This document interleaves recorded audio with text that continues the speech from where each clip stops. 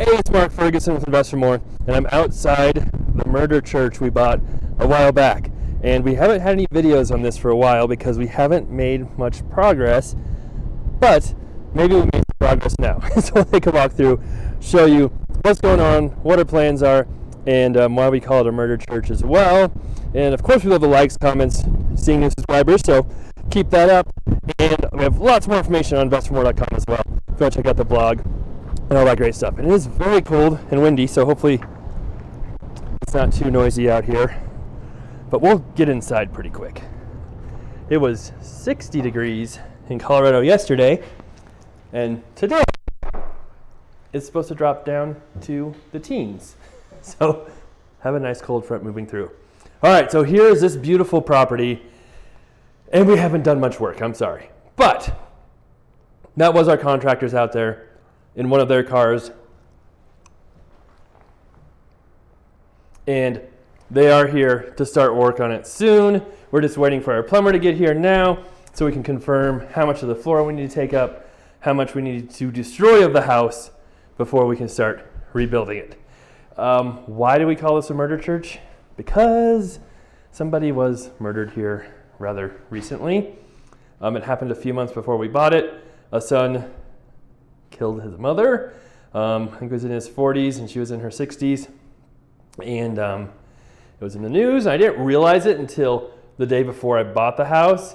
And that, it's a little weird having that happen and pop up. The title company told me about it, but we still decided to buy it. Technically, you don't have to disclose things like that in Colorado, but we probably will still disclose it to buyers just because I think people would like to know. It would bother some people, other people probably not. But it's a very weird house. Here is the one part of the bathroom with a sink back here, and then we have the other part of the bathroom with an old sink right there. So it is a little weird, but that's part of what we're trying to figure out and talk about as far as the floor plan and what we're going to do here. And I think we have it figured out now. We've had this months and months and months. Like I said, we have not had any work done on it because we have so many other projects with the liquor store, Mini Mart, the complex, the Ocho, the compound, our other flips. And this one was one of the cheaper ones we bought. I think we paid $165,000 for it. And so I have a tendency to let my cheaper properties just sit around because it has less carrying costs, less taxes, less stuff like that when we have our cheaper properties. So I don't know if that's a smart thing to do, but that's kind of why we've left it here without much going on. All right, so we're going to show you the rest of the house too, because there is more. I know, it's kind of weird. We have to go outside to get to the rest of the house. It has lots of carports as well, so that's cool. Another carport there. That shed was protecting the old propane tank, but we had to get a new propane tank, and it's much larger than the old one, so our shed ended up over there instead. And here's the rest of the house. And yes, this used to be a church a long time ago, at least 30 years ago, I think was the last time it was a church. I have some old pictures of it from when it was a church, or at least when it still looked more like a church, and some pictures of it when it was completely dilapidated, just looked absolutely horrible. I'll try and splice in here if I remember. And so at one point, it was just all one big open building, we believe. And this wall was added, the walls up front were added. They converted this into a sort of garage, as you can see, with the floor. And our plan is to put a wall right here, have a wall going across to there, frame that out, possibly put new windows in over here, new window there, has closets, then have our doors open right there into the other part of the house. And now I'll show you what our plans are for the other side of the house as well.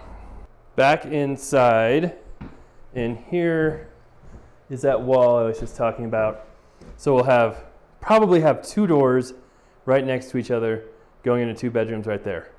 and we'll probably remove the sweet spinners. I didn't even realize they were spinners until I tried that. But yeah, we don't need those. And then what we'll end up doing is our water heater there is going to move into there. The toilet and sink will be moved out, so we'll have furnace, water heater together like they should be. In here, we're going to take out this shower. We're going to put a new shower in that faces me, so face comes out from that outside wall, not in, and have a toilet next to it, either a toilet on the left or toilet on the right. Then we'll have a sink right there. We think you can see this weird part of the floor here, where it's plywood and stuff, that that might be, there was that area in the back garage, there's a concrete ramp. That concrete ramp might have come all the way in here. So who knows when they put that in, if it was used as like a garage or shop for a long time. That was kind of interesting. I didn't notice it came all the way in here before. So we probably can't put any plumbing right there because it's concrete. But on the other spots, it should be fine. And then this right here will be the new kitchen. So we thought of different ways to try and redo everything and gut the whole thing.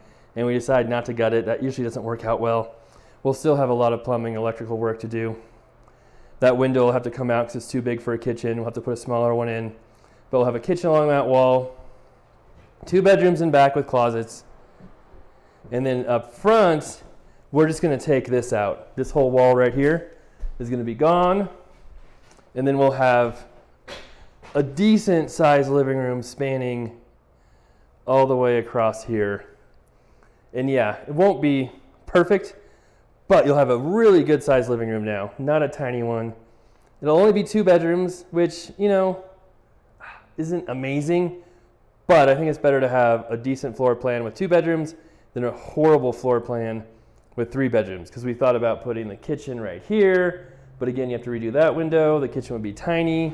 Then you could maybe put a bedroom here, but then that's going to be a tiny bedroom because you have to have a wall here and a closet somewhere and doors, and just nothing was working out without having a tiny weird bedroom somewhere, or a tiny weird kitchen, or a tiny weird living room, and having 3 bedrooms. That is, unless we just gut the whole house and try to redo it. But with that concrete pad right there, that makes it difficult too, because that's going to limit where we can put our plumbing, different stuff as well. So for right now, our guys are starting right away. They're going to take out this wall, take out a bunch of the floor right here so we can lay plumbing across to the kitchen, take out the flooring here. We've got to redo most of the plumbing, and then start building some of the back wall, redoing that. So that is our plan. We have one finally, and we should be able to start work this week. So for everyone who's been asking, what's going on with the church house? Why haven't we heard anything? Now you know. Not much has been going on with it, but we can start now and get to work on it. And then, yeah, for heating, I think it might be weird, but we'll just have vents running kind of along the ceiling there to those back bedrooms from this furnace here. And I mean, maybe we can run them in the attic. I don't know. We'll see. But that's the layout. All right. Thanks for watching. Appreciate all the support, comments, shares, all that great stuff. Like I said before, check out investformore.com. Much more information on our flips, rentals, being an agent, all that great stuff. And my new book is out, sort of. It's available. We're not marketing yet, but I'll have much more on that coming up here soon, too. All right. Take care. We'll be back.